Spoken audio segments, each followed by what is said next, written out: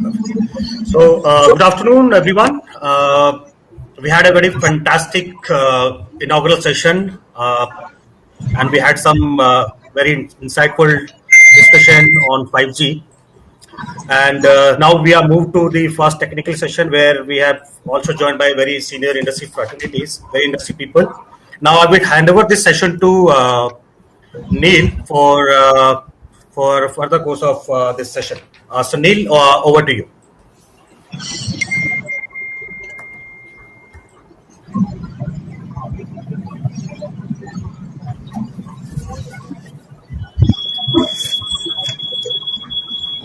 I think again Neil has some technical issue.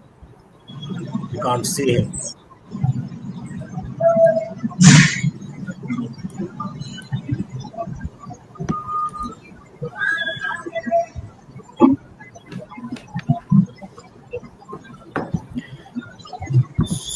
So we should wait for Neil to log in again. Then we will have this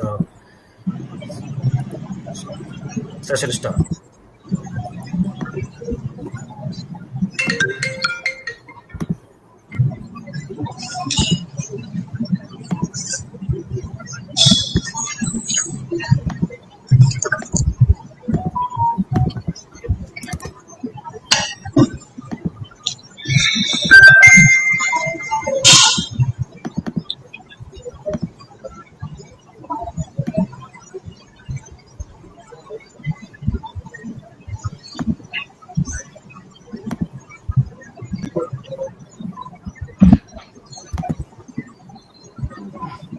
Hello, everyone.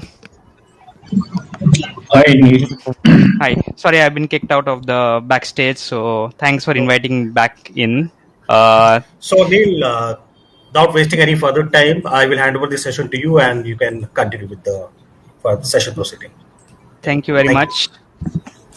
Welcome, everyone. I think we had a very good discussion before this, and this is going to be much better. We have great esteemed panelists over here, very knowledgeable and industry veterans. So, without a further ado, I think we can jump in right away. We're going to talk today in this second session about are we ready for 5G?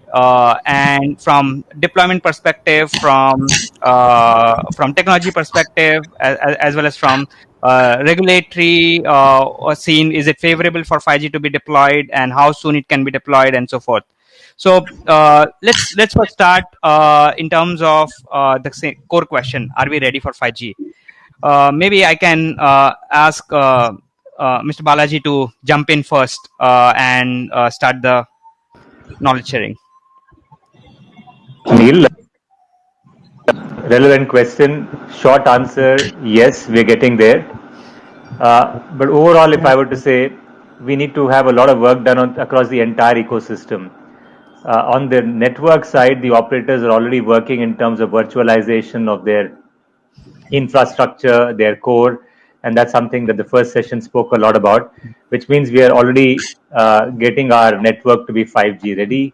On the devices side, clearly there are more and more devices that are 5G devices that are getting rolled out as every quarter goes by.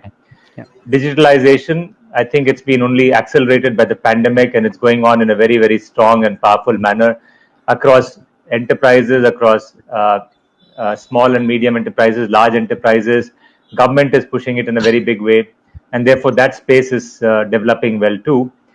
I guess therefore the need now comes to saying what are the India specific use cases that necessarily require 5G, what cannot be done by 4G but requires 5G with the high bandwidth and low latency applications.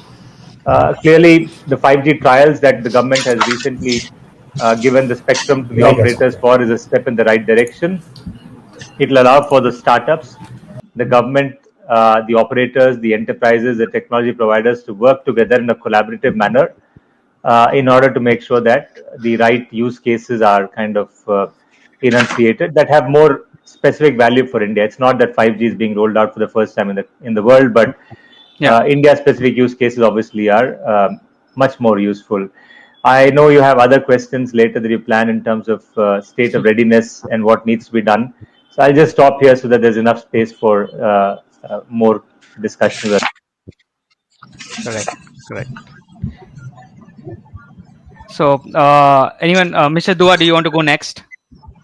Oh, thank you very much. First of all, I'd like to thank the organizers for putting up such a brilliant panel. And it again, even the panelist is a complete ecosystem. You can look at the regulator, you can look at the operator, service provider, infrastructure provider, the app provider. Everything is put together, even in the panel. Thank you so much. So coming back to your bunch of questions, I think there are answer yes or there could be answer no as well. India is now marching very quickly toward the digital revolution, because driven by the high requirement of the mobile broadband and also the data rules. The pre or during the pandemic, I think it's again my heartiest thanks to all telecom service providers, infra providers, the ecosystem who kept everyone connected alive throughout the day. Now, post pandemic, we have a serious issue again, where the 5G will certainly be there. Now, coming back to whether we are there, we are not there. 5G, yes, I don't think, as people say, my view, it is only my view, we are not late in any case. I think if we have decided earlier, probably the devices availability and also availability of devices would have been pretty expensive on that. So therefore, my take is that we are not late on this. As regards the system readiness is concerned, I think 2 or 3 operators have already carried out the trials. But the trials are carried out to check certain parameters, the latency, broadband, etc. And I'm sure they would have also carried out tested use cases as well. So therefore, I think as far as the trial guide, which is a must, and as far as the standards are concerned, I think the standards which are being developed by the ITU and plus the Indian standard, I think they need to align themselves so that they are there. Now, I will ready with the ecosystem. My point as I say, I was ready. Now, therefore, 2-3 issues that I want to flag it out for our panelists is that, we missed, let's say, more than 10 years back, we just missed the best as far as the infrastructure was concerned. It was again a chicken and egg story. First, do we bring the service provider or we bring the infrastructure? But today the situation is pretty good. I think the infrastructure as a vertical is equally well placed as far as the providers are concerned. So therefore, what is required is more tower, because the density requirement is more. Yeah. Then the tower fiberization is another issue which will be required for this. Now, therefore, there are also issues with regard to, as we move forward in the next question when it comes, as far as required, the ROW guidelines of November 2000, are they really meeting the requirement? When we say that the 5G, we are ready for this, my answer will be no. So therefore, I think there's a lot more to be done. Although 5 years back the guideline came, they have played a good role. They have been tested time, and if you look at today, more than 30 states have aligned with them for their implementation. But coming back to the 5G, I think there are issues which as we move forward, I will address. Thank you so much. Thank you. Thank you. Sandeep, do you want to go ahead and share your views? Yeah, good afternoon, everyone. Thanks, Neil, and thanks to the organizers for inviting us here. Certainly, I think from an operator perspective, we can say and share that we are ready for 5G. And the demonstration that we did in January in live network for 5G to be demonstrated in our network using our existing spectrum that we have in 4G, using technology like dynamic spectrum sharing, certainly gives us confidence, give the industry confidence that the operator networks, whether it be the radio network, the core network, or the transport network, is all ready for 5G. So I think our investments are such that when we deploy 4G networks, we make sure that we deploy such that we are going to be, those investments can be leveraged for 5G as well. So pretty confident that once we get the spectrum, which is in the right 3.5 gigahertz band and possibly going forward millimeter wave band as well, we really can put up a real 5G network which our customers can enjoy in terms of experience. I think other things being said by Mr. Dua are relevant for the whole ecosystem to come through, including the infrastructure part of the 5G, which is getting there.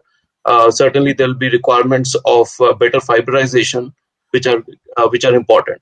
And I think, not to mention, there has to be a good discussion about how the pricing of the spectrum will be for 5G, which I think DOT, I'm sure, and along with TRA are taking due consideration to make sure that whatever we deploy as 5G in India is affordable and is viable as a business case for the end customers who can really enjoy the service. And when I say end customers, it is both our retail customers as well as the enterprise customers that we can talk about little later in our discussions. Thank you. Great, thanks. So we talk about India being ready, and we have seen globally operators have taken onus into their hands. Anil, do you want to share some thoughts on how Rakuten has turned this upside down and becoming more proactive and ready? Yeah. First of all, thanks, Neil, and thanks, Anjani, for inviting us. So let me introduce. I'm Anil. I'm heading the technology development in Rakuten. And as far as the 5G is concerned, you all know that in the Japan we already launched the 5G, particularly the NSA we already launched, and we are live into the commercial network. And in fact, in another 1 month or 2 months, we are getting ready for the 5G SA launch. So from that perspective, from the technology perspective, obviously we are we already live, so it is available. And as being a Rakuten, not only as an operator, we are just becoming a platform provider as well.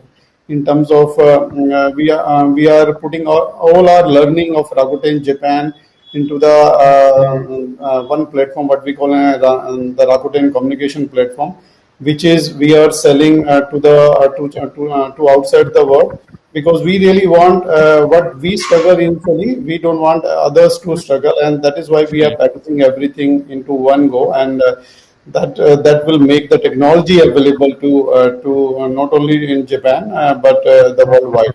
So we are very successful in this, and I think from the 5G technology perspective, we have proven in Japan, and by independent research also, Umlaut, you recently must saw the Umlaut analysis, right? The Rakuten Japan is one of the number one in terms of a technology, and the 5G we have proven, and that is why I think the technology is mature enough, especially the Open RAN. As you know that we are a Open RAN, the leader in this space. So I think it's the right time also. In fact, within Japan, the consumer are demanding 5G. So that is another pull we are getting from within this market. Although it is a different market than India, but it is there. Right. So there is a pull factor from the consumer as well. So can you share one or two recommendations for operators and for panelists over here? What have you done in terms of readiness and proactiveness for 5G? Yeah, so as we discussed that we already live with the NSA, and eventually that is the path most of the operators are following, right? And maybe some of the operators are going directly to SA part, but we went via the NSA journey because we want to leverage our existing the 4G, the infrastructure what we have done. Because right now the use cases we have seen in Japan that people really want the high speed, and you won't believe in Japan the consumer is very the game is a number one application here, and 90% of the user play the game, and wherever you go, whether in a metro, in a bus, and anywhere, you find the people are playing game. So the speed is important, and next for the SA perspective, the latency perspective, that is demand is coming. Obviously, the online gaming and the interactive gaming is there. So it's a huge. Within Japan, we have seen the use case, right, and the pull from the consumer perspective. Got it. Thanks. Indranil, do you want to jump in and share how do you see India ready, operators ready, infra ready, ecosystem readiness? Yeah, sure. Thanks very much, first of all, and agree with what Sandeep Dua Sabaji also said before. And from Anil's perspective, there is a lot of learning that we can leverage in India when we're deploying networks, Yeah. 5G networks here. It's not just what we see in the US with, let's say, T-Mobile or Sprint, but it's also with Rakuten. And we talked about, and in the previous session, Jagmeet spoke about how he had upgraded his transport, and we spoke now about how fiber availability, fiberization is important. The tower and the poles for the RF rollouts are important, and the ecosystem. Now, that ecosystem is extremely important because that's what's going to monetize and give us the capability to drive those use cases in the market. So, from a technology perspective, you can, obviously go into the NSA mode and, drive and finally have a situation where both SA and NSA will probably survive together for a period of time. And there are various technologies. We drive DSS, we use DSS probably in the short term. These are capabilities that you're building in, and to be able to, I think, do that, the operators in Indian context have definitely moved ahead. It's not just about the trials for checking speed and latency and so on and so forth, but it's also about seeing whether you can derive those use cases. At least from our side, as a leading ecosystem player, we have set up 5G labs in our own centers. Not in India yet, we are on the way there, but outside we've done that. Okay. We've deployed with spectrum from operators, and the idea basically is to try and see how we can drive those use cases, actual use cases, industry use cases, along with our clients, enterprise clients, and our operator partners. So in that context, I see the discussion that I'm having with Sandeep here in Airtel, with the others, Vodafone. I see that the willingness is there, the intent is there, and I think the realization that this is supposed to be the way forward, the big way forward, is very much clear to everybody in the Indian telco system here. So I think we're ready. We've done all our spectrum refarming work also. Now, everything is pretty much going in the right direction as long as devices and the underlay system is in place, the network ecosystem is in place. I think it should work perfectly for us. Awesome. So Rohit, from automation and security perspective, where Cisco is trying to lead and help operators from ecosystem perspective. So where do you see the intent is from the ecosystem partners in enabling the same? That's a very relevant question, Neil, especially in 5G context, right? While we progressed from 2G to 3G to 4G, right? We were still a manual intensive kind of mode, right? Yeah. But in the earlier panel you saw Randeep, Anand, and Jagmeet talked about edge proliferation, right? The need to have more towers, more fiber, fiberization, right? So you will all have, and then all the devices and the endpoints that will consume these these services, right? Whether it is enhanced mobile broadband, ultra low latency, or massive machine to machine, right? So all of this is not going to be possible in the old manual way, right? So automation is going to be built alongside the infrastructure and the architectures rather than as an afterthought, right? That we have historically done.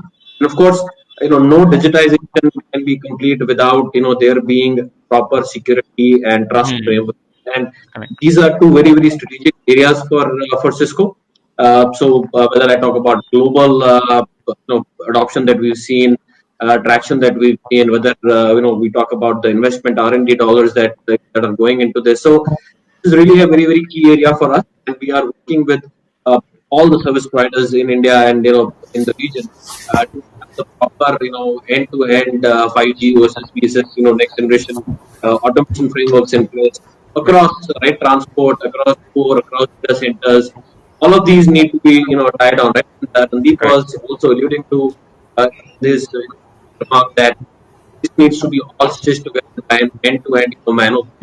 So and that's where we are focused on and engaged, and absolutely on the without these components, right? All the other things would still keep pace, but the whole operability of it, the whole manageability of it would become a nightmare. So absolutely, I think I'm really happy to see that in India, specific operators are taking that approach, right? The security frameworks and automation frameworks are being right now, are being tried right now, are being extended right now to provide that approach going forward. Awesome.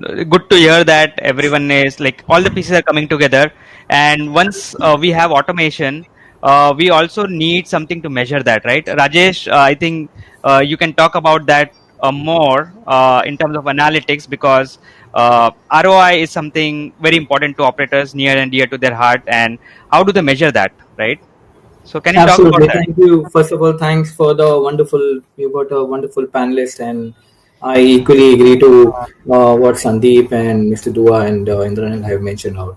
I think from analytics perspective, today we are present in India with all the operators right now. And we are helping in their earlier journey for monitoring the network from an active standard point of view. We're giving them the granularity in the milliseconds of the word, and now with the 5G, which is supposed to come in. It all depends upon the spectrum. I think it will help out when we are moving from a centralized to the distributor architecture. I think how it is all the latency driven, and how we really can measure from the MEC till the subscribers or the cell site. So currently within the current architecture, we can go to the granularity and find out in the problem with the eNode Bs or the challenges, all available in India, and we lead in the market from the global point of view, whether it's an AT&T or Verizon. So I think the analytics is going to be the key important point, and what really needs to be is the one single pane OSS and the BSS story, which I'll probably will be talking on that. And to add to that, I think what's really important at present is how 5G readiness was keen to answer. I think in today's scenario, I think the spectrum, the right amount of spectrum, because India has always been challenged on the spectrum availability. I think and today, when the one-time allocation is available, if all the service providers get on the sub 6 and 3.5 gigahertz with 100 megahertz, that is need of an hour. I think then there will be a difference comparing with the 4G. I think that is where all the service providers will be looking out, and government also helps out in as we always talk about that the other countries like China and they are supporting the similar kind of a support should be coming out from the government for all the service providers in India. I think that is the key for us, because I think from a readiness perspective, from the cost perspective, from the TCO perspective, I always say that 5G will be the tsunami of data. And in an earlier session where Mr. Dua has already been there, we had a very good discussion past. I think with the kind of a data which is going to come up, you really need a good spectrum, and at the same time, you need a augmentation in the network, which is currently could be your mid haul, back haul. Even you without a front haul, if you are going to have augmentation, currently today with 25 gig or 10 gig of access and all, they probably in future might need to be at 100 gig. So it's all dependent about the cost, and then all those stories of SA and NSA comes up. Service providers outside have done because they have sub 26 gigahertz kind of availability on the 4G itself in India. So I think there is a lot of dependency currently in that, and I think all the service providers, I think probably more might start from NSA to SA. So analytics, coming back to the original question, the analytics will hold a key value. I think right from each and every stage of NFV and an SDN is another one. And you probably any of the new sites, whether you're on MPLS or it could be on now SD-WAN coming up, every site has to be when added gives a quality input, and the service providers have the granular data even in the microseconds of where the network goes down and comes up. There the analytics really plays a lot of, because they come to know that where the flaps are happening in the network, why the flaps are happening in the network. It gives them a lot of visibility, and predictability in AI really helps out in that case. Rather than having a reactive, it's a proactive approach. So we are currently working in most of the service providers worldwide. Got it. Thank you very much. So if we summarize the first question, so obviously we have done a lot in terms of network architecture readiness. Operators are ready to turn on the switch if the spectrum is available, and if it is available at a very good cost, it makes a lot of business sense, and from national agenda perspective as well. And Mr. Dua alluded to fiberization is going to be very key, right, for 5G to be successful. So can we talk about the densification of the network here a little bit? Because as we have multitude of spectrum, and in future millimeter wave as well, so the network densification is going to be key, and at the same time how disaggregated network would be, how distributed, and in terms of spectrum availability as well, and the cost of spectrum. So Mr. Dua, can you talk about from infra side also how the cost metrics changes from tower perspective, right, from energy perspective in 5G? Yeah, thank you very much, Neil. I think this is very relevant. As I said, today at least the operators as well as the government realize that infra is a parallel activity, is no more a serial activity, which used to be about 10 years back. They let us first put the network, let us the infra will come inside. It's not so. Coming on today, the tower density is just around 0.42 per thousand, and also the tower fiberization is 33%. And now the present guideline that you have, because you need a huge densification, and you don't need the macro towers, you need a micro as well as the core type of towers. For example, you need almost 1000 BTS per square kilometer, which is a huge one. Now, to that extent, what is required to be done? A, the present ROW guideline need to be amended to bring in the guideline for the small cells, number one. Therefore, there are also the automatic approval or the bulk approval for the small cell is required. The third one, the government land building also need to be made available. It will become faster availability on there. This is one is required is to plug in the amendment in the guideline with the ROW so that they can address the small cell, which is an important small street furniture which is required. Today, I don't have the guideline for small cell. I don't have do not know how to get the approval for this. Then I don't have the other infrastructure which is required for this. Now, beside this, now if I have to increase this density and I have to compete, people keep talking about China.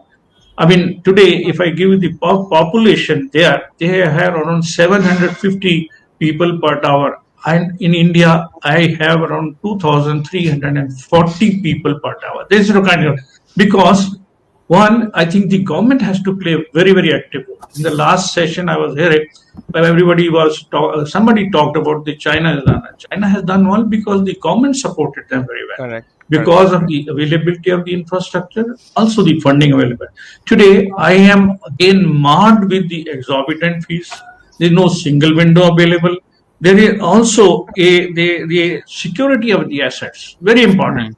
I mean, we recently faced in some of the states that even the security of the assets, which is also very paramount, and which needs to be built up into this.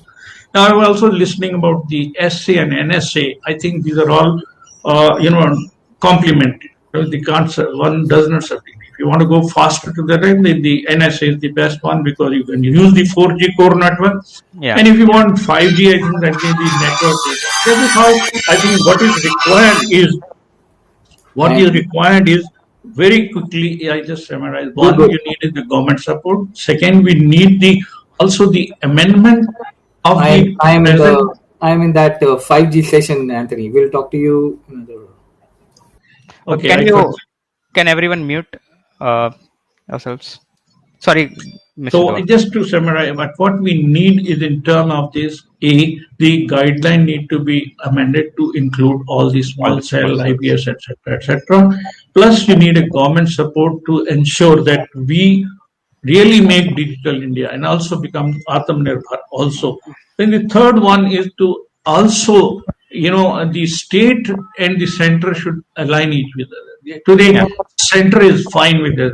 Gung ho to do that, but states are still looking this as a revenue. So these are some of the issues which we need to address in case we now, as the 5G will come in any case, whether it take time or not, but I think this is the right time to align all the people in the ecosystem, whether it is a spectrum, whether it is an architecture, whether it is a guideline to put everything in place. Thank you Got so it. much. Got it. Mr. Balaji, I think you have been influencing a lot on this front as well, right? From policy perspective. So can you share some of your thoughts? How does that echo with Mr. Dua's claims? No, I think Mr. Dua said it right. 33% needs to be 90%, 85%. If you really want to have fiberization to the extent that you can have, 5G get the intended benefit. So clearly, he is very nicely articulated that point. Something that Sandeep also spoke about earlier. I guess the other thing is around the backhaul, which you also need E and V band allocation, something that we know has got the attention of the government. We are hopeful that appropriate allocation in a transparent way is made of the E and V band, so that the backhaul is also made available. It just helps to speed up the end-to-end network performance. I think that's the second part. The third thing is around the whole. The government can truly support is in terms of large swathes of spectrum. Every operator needs to have mid-band. 3.4 gig. You need to have also the high end mid-band. Definitely 100 megahertz required, and much higher 800,000 megahertz in the higher bands. That is required to be done, and clearly, as was spoken about earlier speakers, pricing is important because in the end, India is a price-sensitive market. There is stress in the sector, and unless we have the spectrum at the right level of pricing, it will be extremely tough to kind of roll out on a massive scale. I mean, you would obviously have pockets where 5G will get rolled out, but if you want to do massive scale rollout, then clearly the economics need to work out as well. So I guess these are the 2-3 things. The good news is the government is extremely committed to many things: Digital India, homegrown technology, innovation, and so on. So hopefully, all of this will come together in a good way. Back to you. So I'll go to Sandeep. Before that, I'll ask Anil to share his thoughts because he has to leave. Anil, fiberization is not an issue in Japan, right? It's one of the leading examples. So what are the issues from deployment perspective you see which can be ironed out, and you can share some thoughts as guidance from like a deployment perspective and OPEX perspective? Yeah, so Neil, you are right. In the Japan, the fiberization is not an issue. In fact, the government is very, very supportive. More than 90% is the fiberization is already done, and the government is doing that one. And in fact, for the 5G, in fact, for the mmWave, we are starting the deployment. And like in the lamppost, the traffic light, right? This is what we are putting our 5G antennas are there. Obviously, the deployment from the infrastructure perspective, I think the Japan is not challenging as India, because I've been in India, so I know, right? There are a lot of challenges there. But I think in terms of what I strongly feel, like in our case, that the 5G is a bit a complex technology, because it's a huge, the cloud native containerized, huge number of parameters are there, right? And the configuration parameters are there. But I think this all can be resolved by the automation. I mean, now in terms of a 5G, from the deployment perspective, from the rollout perspective, and from operate perspective, right? There is a huge challenge in terms of a skill set, because all of these are the new, right? Nobody in the telecom world, nobody has worked on the cloud. Nobody has don't know about the cloud native, the containerized framework. And the configuration parameters are huge in 5G. So challenge, of course, we faced not in terms of infra, but as a part of a technology platform itself. But as you know that Rakuten, we are leading as a disruptive telco, and we don't say we are a telco, we are IT world. And we have solved the problem using the automation in-house. And like in 5G, we brought the site in 8.5 minutes, and in 5G we are bringing site in five minutes. So that level of automation we have done. So I think because of the complexity of a platform and the challenging the technology, that I think it is a challenge what we feel. But using an automation, we have addressed it, and we are ready to cooperate with all the operators all over the world, and we have a very good partnership going on with the US operators and in the Middle East as well as in the Europe. And we are open. We are in discussion with some of the operator in India as well for our automation platform. Great. So Sandeep, thank you very much, Anil. So Sandeep, back to you. What are your thoughts with respect to obviously densification of network, and to Anil's point, automation is going to be quite important. But from pure densification point of view, where do you see the architecture benefits and how can be approached from India context? Yeah, Neil, I think relevant point, and densification has always been there. I think irrespective of 5G, we've grown our networks, and now we have more than 220K odd towers already operating. And the densification is a continuous process to both for the reach as well as for the capacity. I think we're adding one number of layers. We are adding the spectrum that we procured. So I think 4G fortification is a foundation for 5G networks, and we believe that we have the best in class for 4G network that will help us to lead the 5G game as well. I think on the architecture piece, if I were to share my thoughts, is that this 5G networks are going to be more based upon more open networks, which will basically give open APIs. It will give programmability and agility of the way the networks are programmed, not only for retail use, but also for enterprise use cases.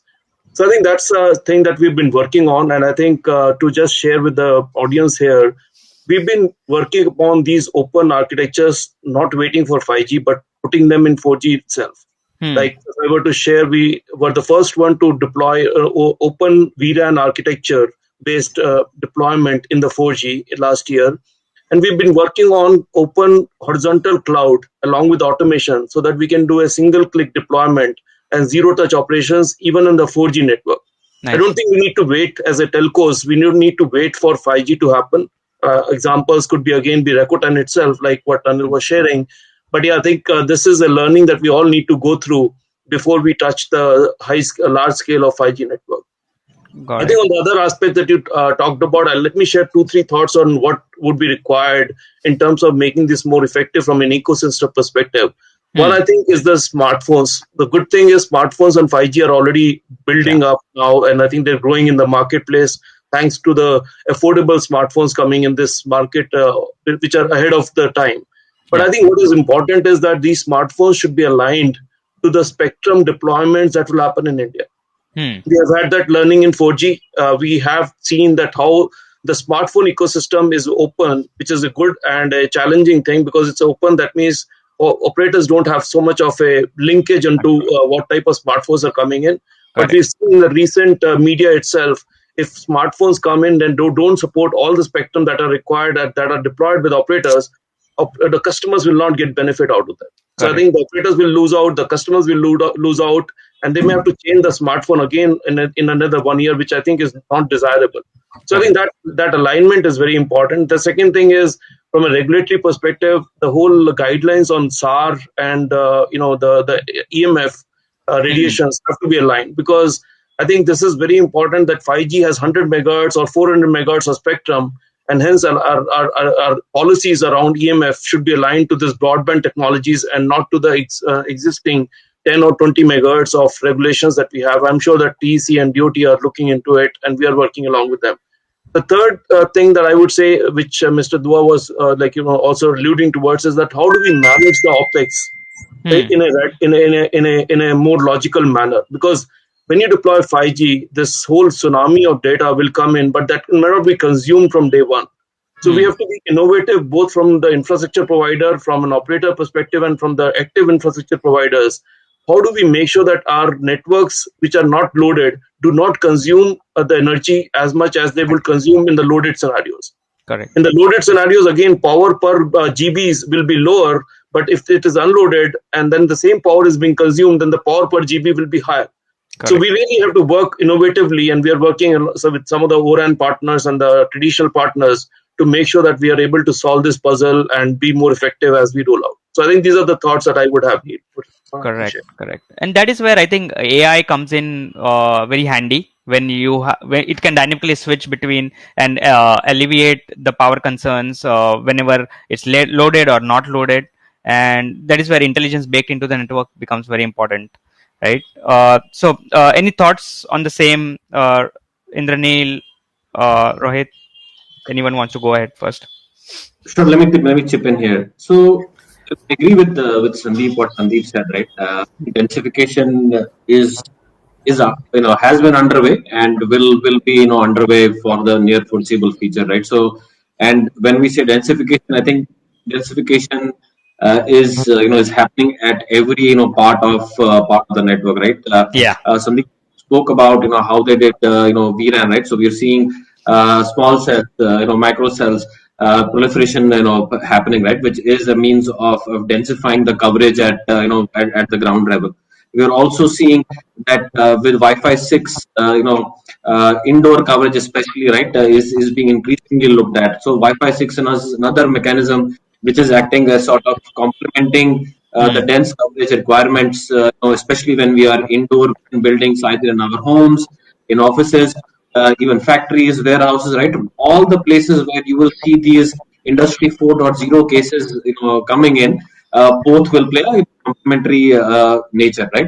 And then if you trace the food chain, when you have the new 5G radio coming in, you have massive MIMO coming in, you will also see densification happening right from the cell site, backhaul itself, right? So that's where we're seeing 1 gig being moved to 10 gig, 10 gig going to 25 gig.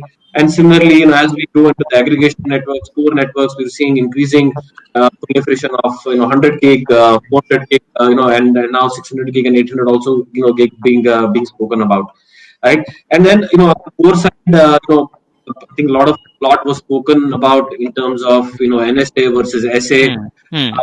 While that journey happens in conjunction with what the market demands, we are seeing increasingly more and more applications coming on to these regional data centers that so whether it was edge, whether it was far edge, whether it was central, regional. So we're seeing increasing densification happening there, virtualization. Anil spoke about cloud native container workloads. So all of those are putting a huge demand on the network, right? The nerve center that sort of carries these traffic intelligently, provides security. So we're seeing good amount of 400 gig densification happening in the in the telco data center space as well. And then finally, as you go into the more infrastructure side, right, where you have the native processing happening, all the data is actually being stored on storage arrays. So everywhere we're seeing densification being and an increased scale, increased speeds and feeds being increasing the norm. And as Sandeep was earlier alluding to, and Anil also alluded to, I think automation is coming as part of that, right? So we are working very, very closely with the operators, with the ecosystem partners, because 5G is always be about ecosystem, right? So it's not going to be one vendor or one partner will do it all. So it's going to be a collaborative approach. All the ecosystem will need to come together, and that's where you will see you need to have automation just beyond your your realm of of influence, right? And that's where I think Cisco is working with all the operators to have a cross domain automation done, framework done, so that when you create these slices for each of the use cases that have been spoken about, right? These are seamlessly provisioned and operated by the new generation norms that will that the service providers will evolve to. Correct. Indranil, do you want to add something to this, or from your perspective? Yeah, I mean, this is we know densification is probably in the sub-6 spectrum. You'll require slightly lower site density than what you're going to see in millimeter wave. That's pretty sure. Now, and that comes at a cost of narrower available bandwidth, maybe 100 megahertz or so. You have to use carrier aggregation, things like that to make sure that the peak throughputs are maintained, right? Now, higher frequency millimeter wave spectrum, which I'm sure we'll get in India, will require higher site density. But that means you need hotspots, high traffic, population density. Now, this is India, reminder. You have propagation challenges. You'll have trees, buildings, and stuff like that coming up. This is not, this is a reality, and therefore we have to be careful, and we have to plan the deployment strategy in accordance with where exactly we want to see those 5G hotspots. Now, the 4G capability, and especially Advanced Pro, is something that we must continue to build, because that's what's going to be our fallback. That's where our voice is going to go. That's where your data, availability for a user is going to move as soon as you move out of that hotspot region.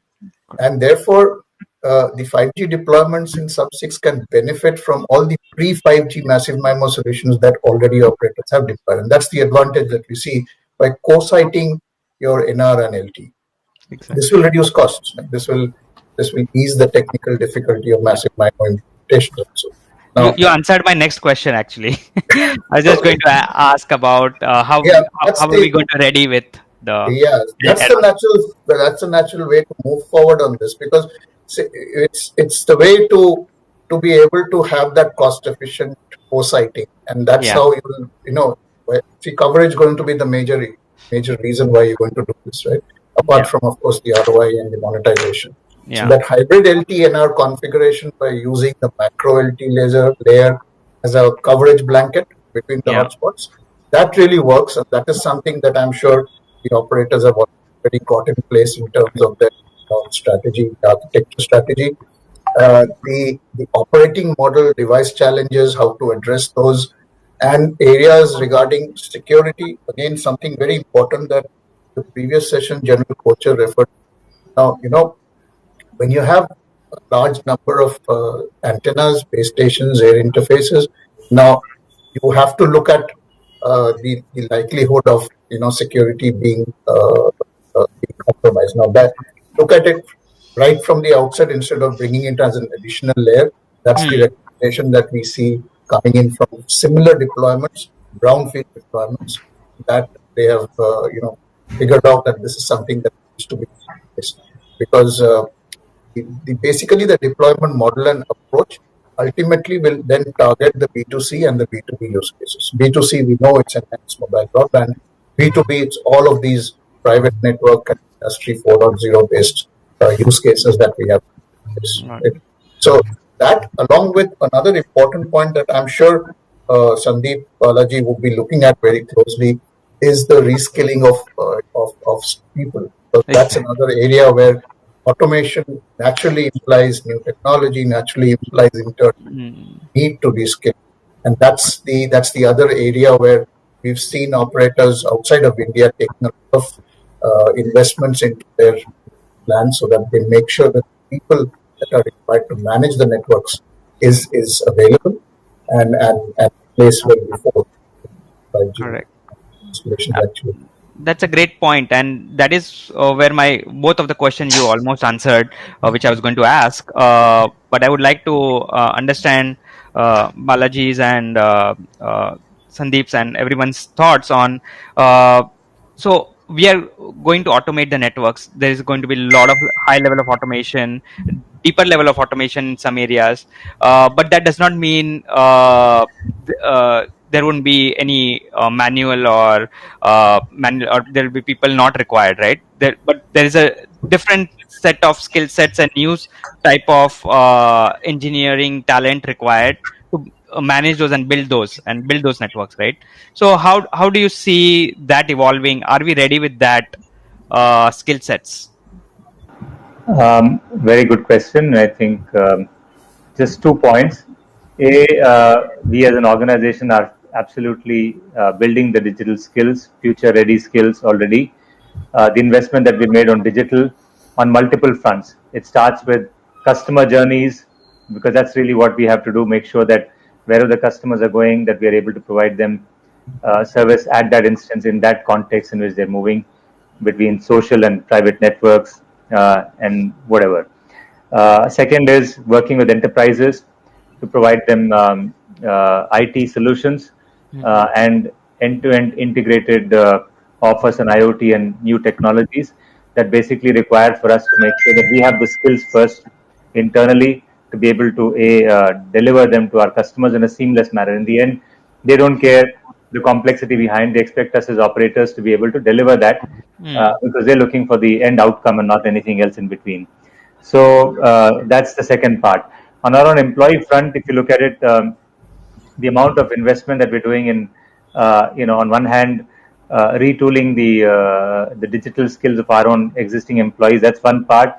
Getting also good talent from outside that are required to actually provide these kind of innovative digital first services for digital natives as well as digital enterprises is a very, very big focus, and we are absolutely strongly committed to that. Besides that, of course, we work through the associations, whether it's the Cellular Association or the Telecom Sector Skill Council, where we are working closely, Mr. Dua, Airtel, Jio, all the other telecom companies on this panel and otherwise are closely cooperating to make sure that we create a large pool of youngsters that are actually digitally ready for skills of tomorrow and today from a practical perspective. So that part is also going on. So while we work on our own employees and our digital journeys for customers, we're also kind of as an industry collaborating very often to make sure that we can get the right kind of talent into the industry, which we believe is necessary going forward. Correct. That's a very good point. And internal, external talent both are important for us to scale and grow. Internally, obviously, I've seen many operators also funding a lot of universities, collaborating on that front, right? But externally, also you see Rakuten as an example again. They have amassed all these talent from India and all like I think Tarek was saying more than 40 countries into Japan, bringing all those talent, building this platform, right? So I think we should also be looking at something and be more open, not only for internal talent, but attracting external talent for that knowledge transfer, right? As Randeep was alluding to, bringing all those 50% of Indians who are building AI sitting outside of India, right? So absolutely correct. And we are, I think, as industry doing it, as operator, we are doing it. Everyone is kind of building those so-called intelligent neural people network to make it happen. Correct. And internally, I think Accenture also has huge R&D office in India, right?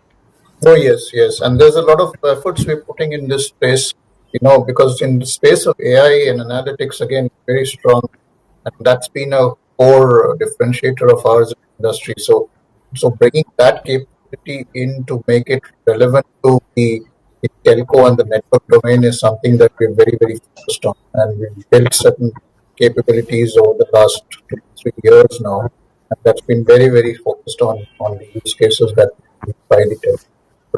How it will make the operating model for a 4G advanced or a 5G network to actually function seamlessly, autonomous networks being the next step. Be able to reach there, the operating model changes. You heard Anil talking about minutes of deployment. That's just the easy part. Now you go to the part where the network is up and running, and then you've got to monitor the cell towers in a way that you're not monitoring them now. Correct. Right? And to be able to do that, you need the tools, you need therefore the people skills, and you need, technologies like AI to enable that. Thankfully, you've got RICs and things like that, technologies already looking at it from an internal network perspective. But now you can look at it, at an overall operating model also. Yes, extremely important to do. So that is where Rajesh, I think you are helping out operators, right? And can you talk about how much of it is in-house talent, which is working on AI part of it, because your entire offering is automated, right? And monitoring and stuff. No, absolutely. And very, very beautifully been mentioned by Indranil and then Balaji sir and then other. I think the analytics and the automation, they go pretty hand to hand, and we currently are developing a very strong skill set, both from the development point of view, where we also use the DevOps approach, and at the same time we are kind of more on the artificial intelligence and AI and ML. So we probably putting a lot of effort in hiring a right sort of talent, and at the same time we are developing the same resource in India, and as well as we R&D centers in Canada and the France.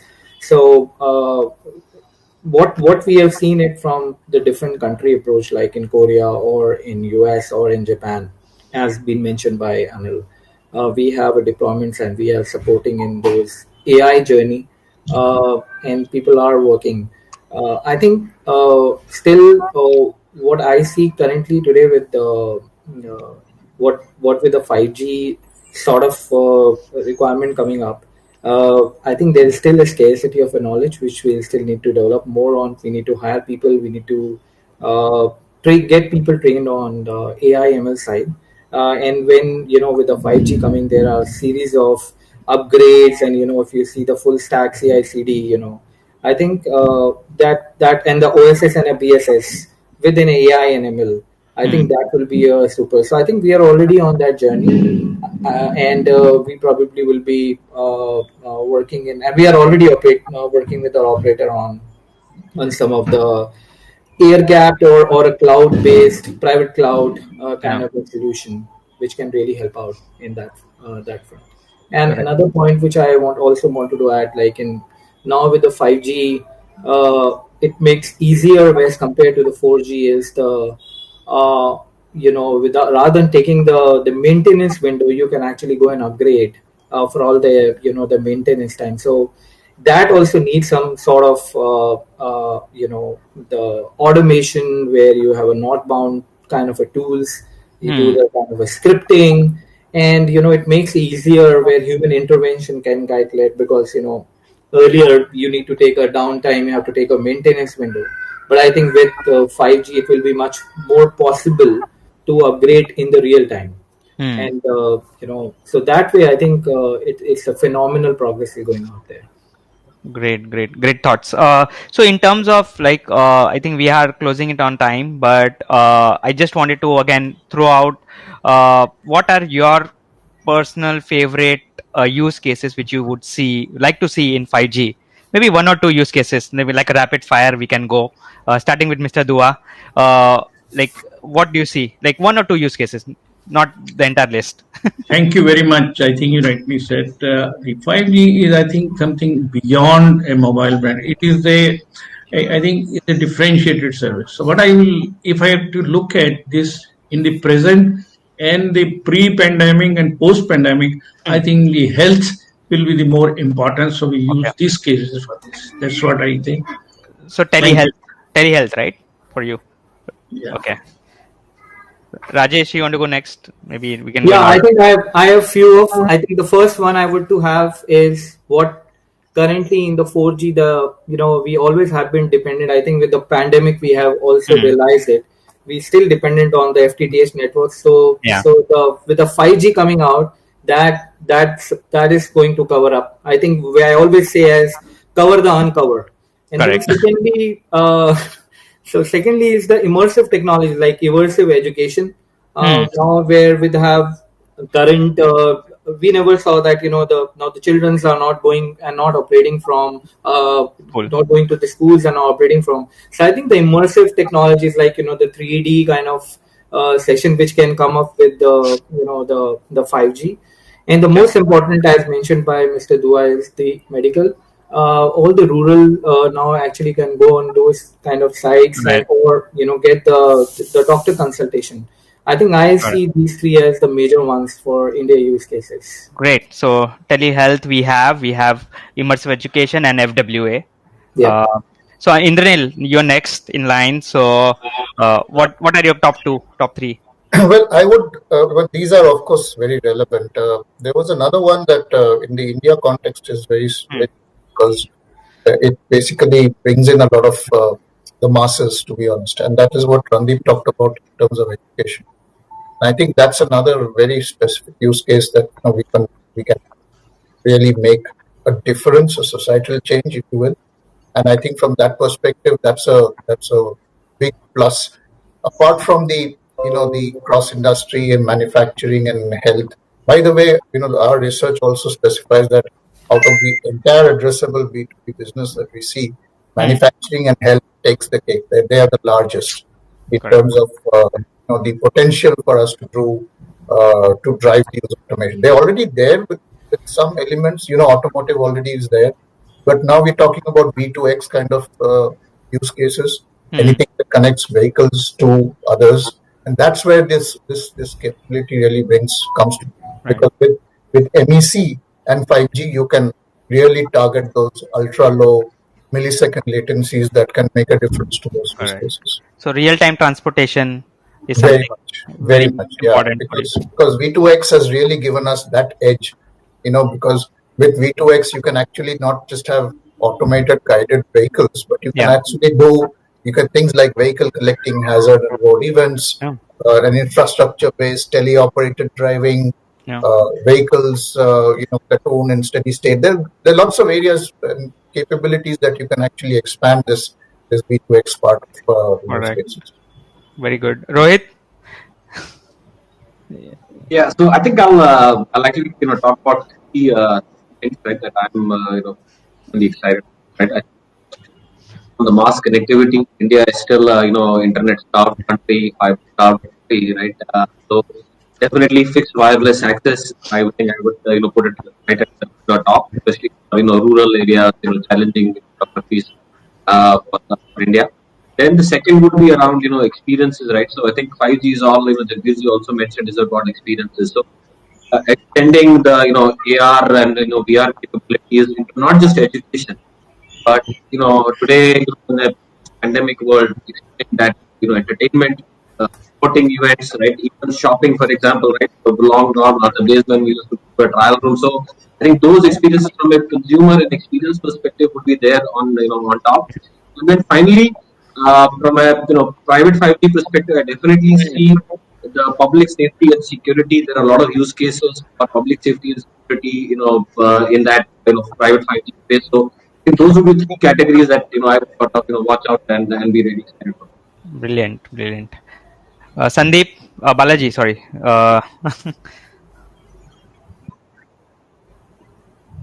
Let Sandeep go first. Absolutely. Okay.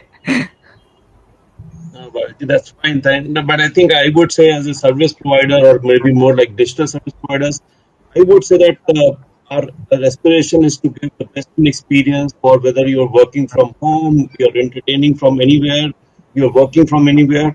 I think that's the role that 5G will play to enable this new society that we're living into. And there are multiple things that go behind it.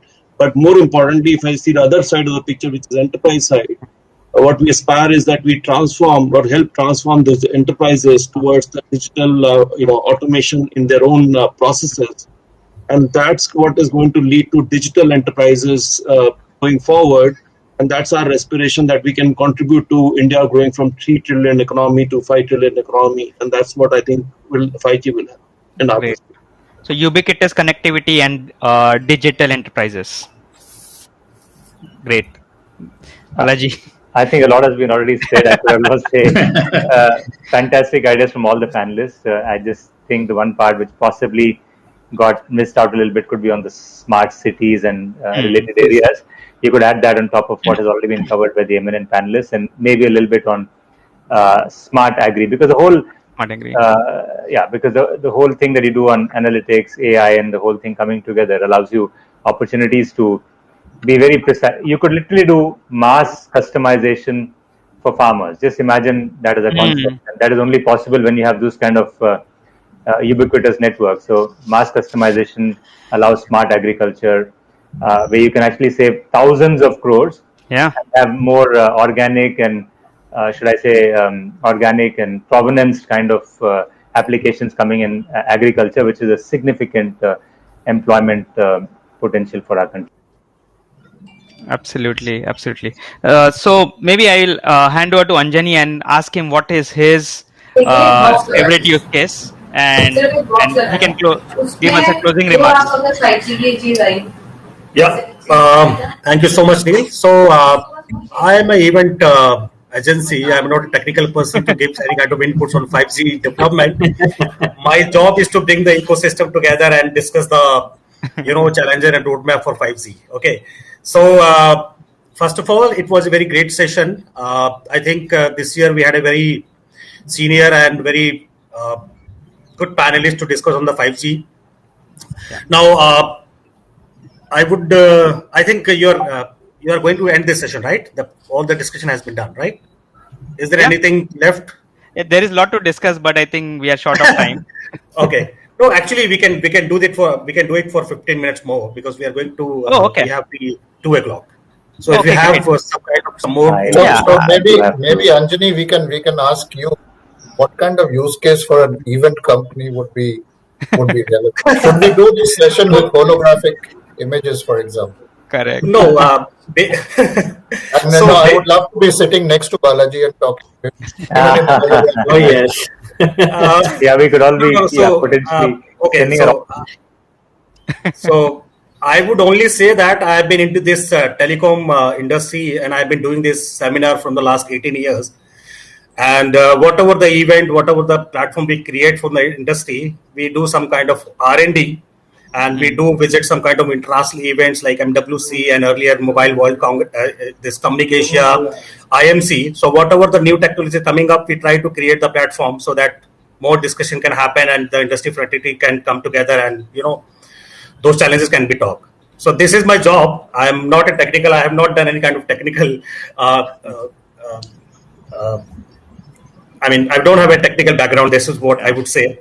But I have been knowing all those people from the long time. Balaji sir, if you remember, we met often in events, and we do discuss about the future roadmap for telecom.